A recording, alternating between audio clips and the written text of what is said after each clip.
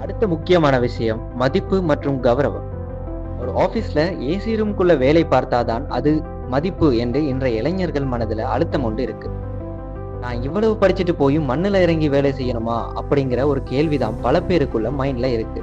ஆனால் ஒன்று யோசிச்சு பாத்தீங்களா? அடுத்த வேளை சாப்பாட்டுக்கு என்ன பண்றது? எங்கட அடுத்த தலைமுறையை எப்படி வாழ வைக்கிறது? அடுத்த விஷயமா, இளைஞர்கள் விவசாயத்துல இல்லாததால ஏற்படுற விளைவுகளை பற்றி பார்க்கலாம். இளைஞர்கள் விவசாயம் செய்யவில்லை என்றால் என்ன நடக்கும்?